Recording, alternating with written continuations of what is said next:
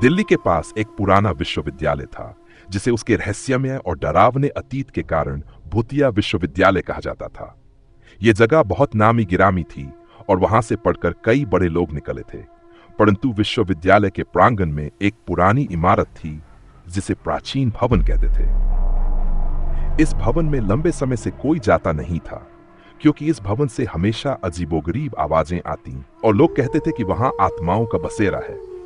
यह घटना तब शुरू हुई जब कुछ छात्रों ने तय किया कि वे इस अफवाह का सच जानना चाहते हैं। ये चार दोस्त थे, आर्यन, साक्षी, करण और नेहा। उन्हें हमेशा रोमांच का शौक था और भूत प्रेत की कहानियां सुनना और साहसिक कारनामे करना उन्हें बहुत पसंद था।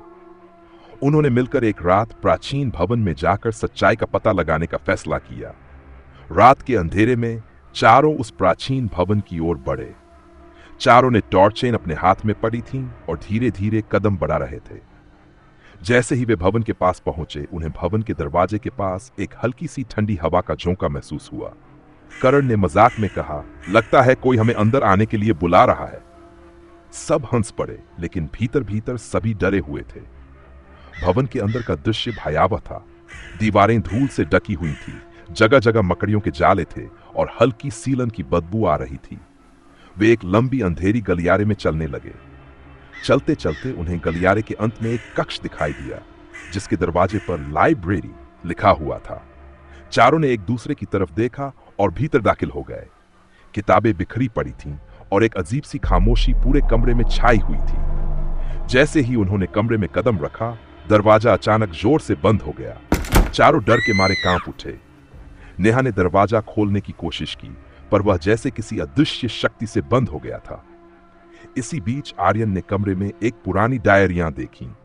उसने एक डायरी उठाई और जब उसने उसे खोलकर पढ़ा तो उसके चेहरे का रंग उड़ गया। डायरी में लिखा था, यहां जो भी आएगा उसकी आत्मा इस भवन का हिस्सा बन जाएगी। आर्यन ने घबराते हुए दोस्तों को यह बात बताई। सभी सहम गए। साक्षी ने देखा कि एक कोने में किसी का अक्स दिखाई दे रहा था। जैसे ही उसने ध्यान से देखा, वह समझ पाई कि वह कोई और नहीं बल्कि एक महिला की आत्मा थी। वह धीरे धीरे उनकी तरफ बढ़ रही थी। उसके कपड़े पुराने और फटे हुए थे और उसकी आंखें खून की तरह लाल थीं। साक्षी ने चीखने की कोशिश की, लेकिन उसकी आवाज जैसे किसी ने बंद कर दी हो। चारों दोस्तों ने वहां से भागने की कोशिश की, पर जैसे ही उन्होंने दरवाजे की तरफ कदम बढ़ाए, उन्होंने देखा कि दरवाजा अपने आप बंद हो गया है। तभी कमरे के कोने से एक अजीब सी फुसफुसाहट सुनाई देने लगी, यहां से कोई नहीं जा सकता, तुम सब यही रहोगे हमेशा के लिए। आर्यन ने टॉर्च से दरवाजा खोलने की कोशिश की, लेकिन दरवाजा नहीं खुला। अचानक करण के पास से गुजरते ही एक अदृश्य ताकत ने उसे उठाकर दीवार पर फेंक दिया। करण जमीन पर गिरा और बुरी तरह से घायल हो गया। नेहा और साक्षी ने उसे संभाला, परंतु करण अब कांप रहा था और उसकी आंखें डर से फैली हुई थीं। तभी साक्षी की नजर दीवार पर बने एक पुराने चित्र पर पड़ी। वह चित्र विश्वविद्यालय के एक पुराने प्रोफेसर का था, जिन्हें कई साल पहले रहस्यमय तरीके से इस भवन में मारा गया था।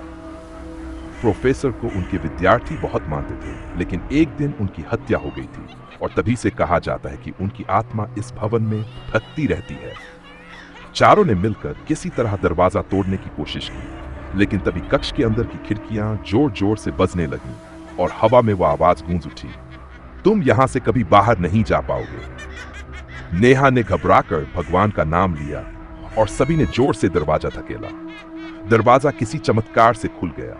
वे चारों तेजी से बाहर की ओर भागे। बाहर निकलते ही उन्होंने पीछे मुड़कर देखा। प्राचीन भवन अब भी अंधेरे में गुम था, लेकिन ऐसा लग रहा था जैसे खिड़कियों से कोई उन्हें देख रहा है। इस घटना के बाद चारों ने कभी उस भवन के पास जाने की हिम्मत नहीं की। वे अब भी उस रात की यादों से उबर नहीं पाए और धीरे धीरे विश्वविद्यालय में एक अफवाह फैल गई कि जो भी प्राचीन भवन में जाता है उसकी आत्मा वहां कैद हो जाती है। अब भी कहते हैं कि उस प्राचीन भवन में उन चार दोस्तों की चीखें सुनाई देती है जो उस भयावह रात की सच्चाई से कभी उबर नहीं पाए।